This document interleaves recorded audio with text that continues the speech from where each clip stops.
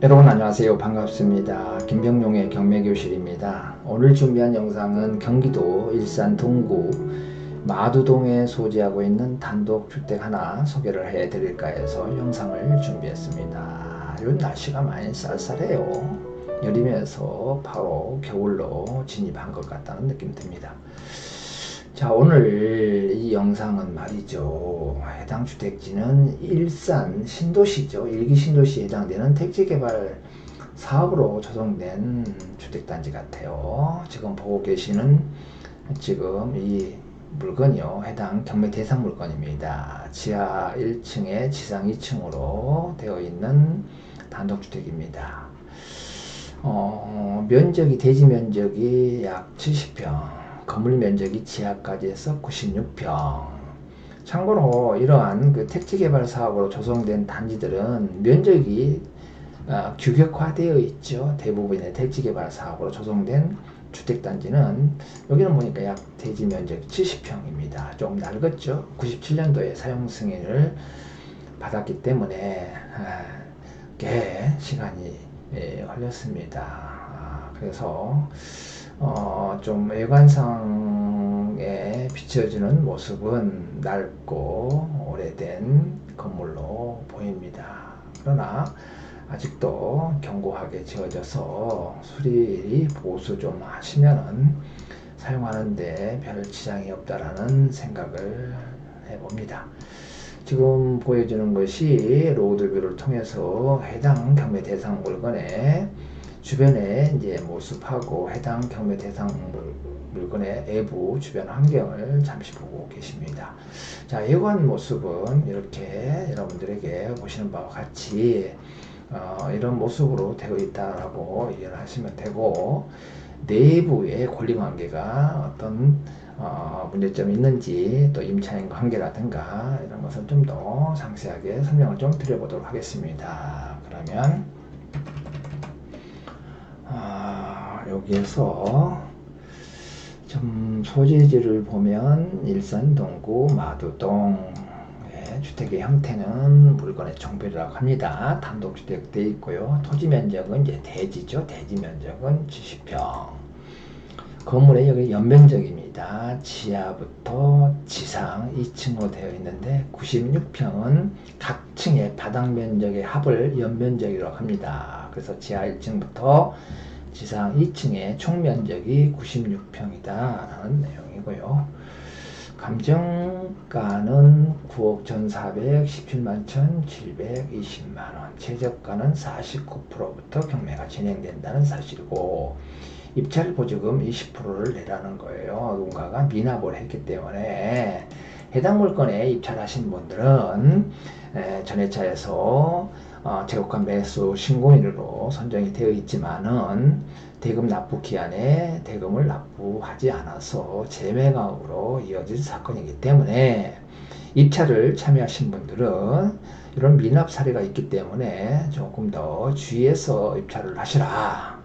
경각의 의미로 해서 입찰 보증금을 10%가 아니라 20% 상향해서 관할 지방법원장이 이렇게 법정 매각 가격으로 정했다는 것이죠. 특별 매각 조건으로 참고하시면 되고, 해당 물건의 이렇게 해차를 보면 1차가 이제 2020년 작년 11월 25일에 했습니다. 그런데 2차에서 자 낙찰자가 한 분이 발생했죠. 9억을 썼습니다. 왜 미납을 했는지, 시세보다 높은 가격으로 입찰해서 미납을 했는지, 아니면 다른 어떤 등기부상의 복잡한 권리 관계가 발생해서 미납을 했는지, 자 여러분 같이 한번 보시도록 하겠습니다. 자, 그런 다음에 또 4차까지 진행이 돼서 지금 이제 4차에서 또 매각이 되어 있습니다. 무려 응찰자가 14명. 그런데 또 미납을 했습니다. 매각 대금은 7억 4천이네요. 80.95%의 재고가 매수 신고인이 되셨는데 어떤 또 사유로 또 미납을 했습니다. 이렇게 때도 미납, 또 미납. 이거 분명하게 뭐가 문제가 있어 보이죠? 이게 7억 4천 9억 정도 썼는데 최저 매각 가격 대비 높은 가격으로 샀단 말입니다. 더블로. 왜 미납을 했을까? 이분은 지금 3,992만 원이니까 10%에 자 입찰 보증금 몰수 6천만 원, 6,400 정도. 이분은 20%였으니까 또 8,900 또 입찰 보증금 또 몰수. 야 그래서 조심하라 이 말이죠. 조심해서 입찰하라. 이렇게 해서 지금 20%의 경각심을 부여해 넣기 위해서 20%로 입찰 보증금을 제시했다는 거 그날 법원장이 참고하시기 바랍니다. 5차에서 다시 최저가로 해서 지금 경매가 시작되고 있는 물건입니다. 어떤 하자가 있을까요? 자, 매각 토지하고 건물의 현황을 좀 보니 가격 시점이 작년 3월 13일 했고요. 보존 등기는 97년 4월 29일 날 했다는 걸 알 수가 있죠. 자, 토지고 대지 면적을 나타낸 거고 건물은 보니까 1, 2, 3 이렇게 되어 있죠.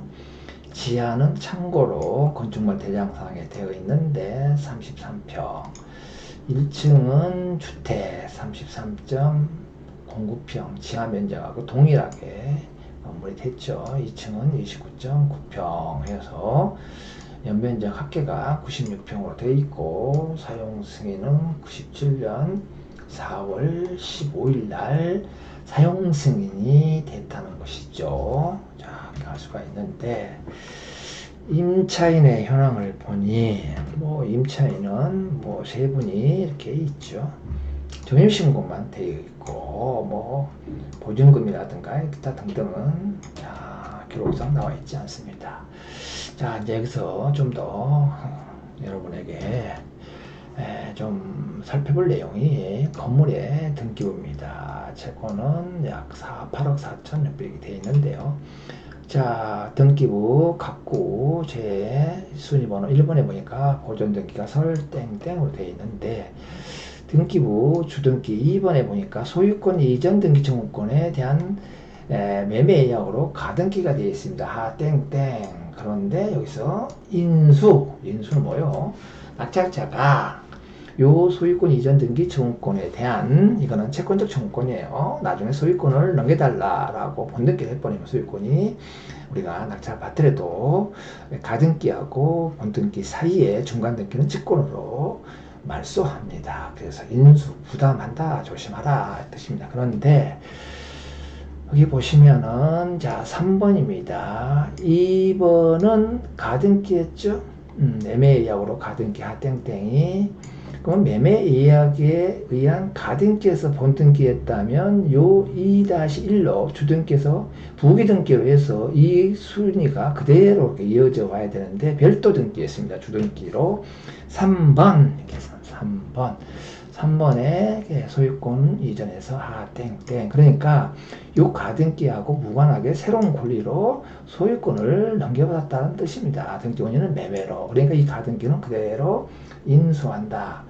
우리 법상에 물건에는 일권주의 원칙에서 하나의 물건에는 하나의 권리만 존재하지 이렇게 하나의 물건에 소유자가 최종적인 소유자하고 또 가등기가 뭐가 돼 있다는 거죠. 이렇게 되면 이제 민법 191조 혼동이라는 게 있습니다. 혼동에서 하나의 아주 강력한 권리만 남겨놓고는 자기 땅에 자기 건물에 자기 거에다가 자기가 가등기 있다는 것은 가등기는 뭔가에 그 장래에 현재 본등기 하기는 실제적인 요건을 못 갖췄기 때문에 장래에 하게 될 본등기 순위를 보존하기 위한 AB 등기를 우리가 가등기라고 합니다. 지금 해놓은 게 찜해놨다는 거죠. 향후에 어떤 시점에서 본래 내가 매매 계약을 체결하겠다는 의사표시예요.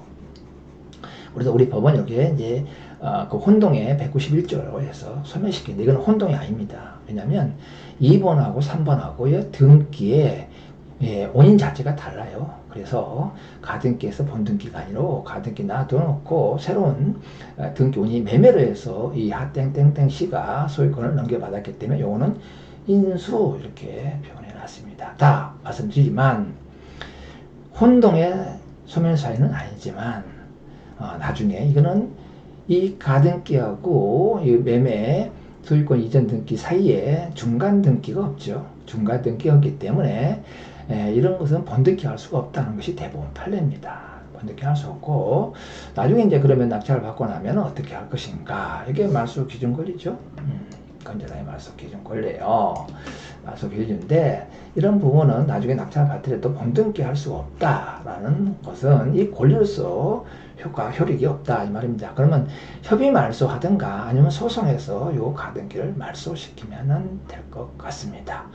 또 뭐 가등기에서 소멸시효의 제척기간 하는데 요거는 제척기간인 것은 어떤 형성권의 행사를 할 적에 이제 제척기간은 중단 사유가 없지만 참고로 말씀드리면 이런 채권적 청구권 같은 경우는 채권 소멸시효에 해당이 되죠. 채물시효는 이 민법의 소멸시효 중단 사유에 해당이 되면 또 소멸시효는 진행이 되지 않고 중단돼서 10년이 됐다고 해서 가등기한 시점이 10년이 됐다고 해서 번득기 청구권이 효력을 상실한 것은 아니다는 말씀을 드려봅니다. 그래서 누가 경매했느냐? 자, 이미 경매했죠. 이분이 경매를 넣었다는 것이죠. 이렇게. 그래서 많은 분들이 입찰했다가 미납한 사유가 이런 가등기가 인수했는데 잘못 잡았구나 라고 해서 미납을 하지 않았나 라는 생각이 듭니다. 아무튼 토지금은 똑같이 다 돼 있죠. 공동으로 이게 설정된 사항이니까 경매 처음 하신 분들은 이런 물건은 좀 복잡한 물건은 소송으로 해서 해야 되기 때문에 건드리지 않는 것이 제 상책이다. 좀 공부 좀 하시는 고수급들이 이런 물건을 해결할 수 있는 건드려서 해결할 수 있는 물건을 입찰에 참여하는 것이 그러니까 우리가 건강에 도움이 된다는 말씀을 좀 드려봅니다. 자, 그러고 지금 여기 보면 건축물 대장에 이렇게 보면 건축물 대장에 좀 보시면 자, 여기에 보시면은 뭐 대지 면적, 연면적, 건축 면적 뭐 다 설명을 드렸습니다만 층수는 지하 1층에서 지상 2층으로 되어 있다 말씀드리고 주 구조물은 창고하고 단독주택으로 되어 있다 이렇게 말씀을 좀 드려봅니다. 그 다음에 매각물건 명세서 한번 볼게요. 자, 매각물건 명세서도 경고의 표시가 있습니다. 매각물건 명세서가 상당히 중요합니다. 매각물건 명세서가 문제가 발생할 때는 민사집행법 121조에서 매각 허가에 대한 불허가 사유에 해당이 되기 때문에요. 121조에 보고 매각물건 명세상의 중재한 하자는 불허가 사유에 해당되기 때문에 잘 보십시오.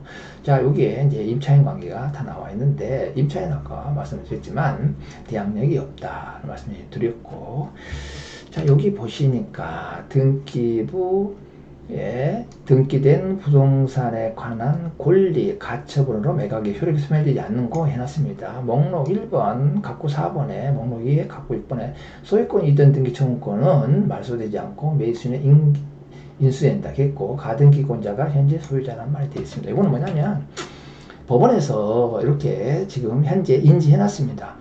혼동의 사유가 아니다. 소멸 사유가 아니기 때문에 가등기는 본등기 청구권은 없지만 가등기권자하고 소유권자는 동일인이기 때문에 향후에 이 부분에서는 알아서 해라 뜻입니다. 그러나 인수상으로 분명히 해놨기 때문에 이걸 가지고서 불허가 사유에 해당이 되지 않는다는 말씀을 이 해당 고향 직원에서도 매각물건 명세서를 통해서 분명히 기록을 해놨기 때문에 여기에 대한 이 사유가 없다는 말씀을 반드시 드려봅니다.